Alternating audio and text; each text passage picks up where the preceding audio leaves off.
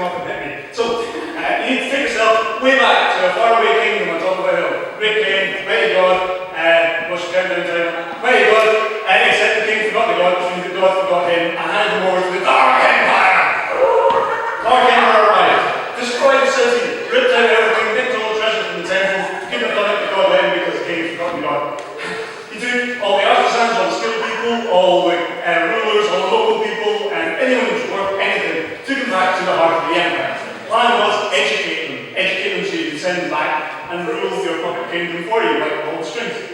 First thing you do is you take all the educated people and you give them new names.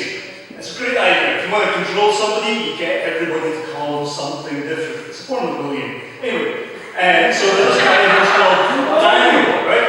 Daniel means I am ruled by God. Then, so the emperor decided he should be called Belteshazzar, which means favored by Bel, the god of his empire. But you can call people names if you want, and sticks and stones may break my bones, but feeding me pizza all the time will make me an American. So when the just calling names didn't work, he changed the diet of everybody. All of the Israelites had to eat pizza, deep fried chicken, grits.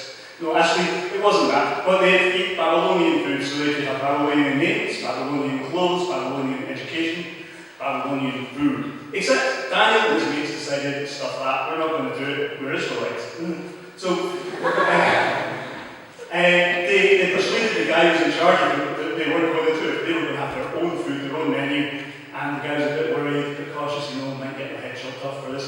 But then they went to Hogwarts and they graduated, flying colours, all their eagles, hills, red budgies, whatever you get. Especially Daniel, who got prophecy 101. He could interpret dreams of that. Which was really good because Nebuchadnezzar, the great emperor, had a dream he needed interpreted. He didn't trust any of his soothsayers. So he said, right, soothsayers, interpret this dream for me. The soothsayers said, yeah, it's probably really good, you can do this. But then Nebuchadnezzar didn't actually tell them the dream. And they got really scared, because they were used to writing all the horoscopes and magazines saying, you're going to meet someone tall, dark, and handsome.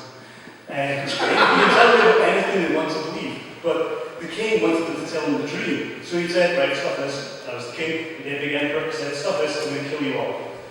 Which worried everybody, especially Daniel and Shadrach, Meshach, and Abednego, because they were soothsayers, they were going to die too. So Daniel instantly called a prayer meeting and got Shadrach, Meshach, and Abednego praying. He went to Nebuchadnezzar and said, just give us a wee moment, and I'll tell you what your dream is, and I'll interpret it for you.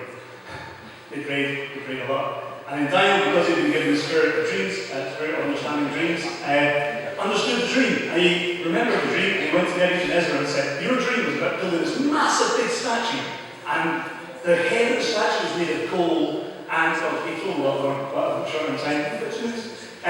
So he said, basically, Nebuchadnezzar, your empire is the best. After this, everything just gets worse. Nebuchadnezzar went, wow, that's really good. You interpreted my dream. Awesome. I'm not going to tell everybody, but instead I'm going to make you in charge of the kingdom. And Shadrach, Meshach, and Abednego, they can be in charge of the other parts of the kingdom. Great.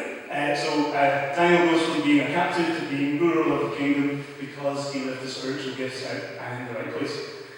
It didn't stop there though, because Nebuchadnezzar still hadn't got things quite right from God. He built the statue and he said everyone needs to worship the statue.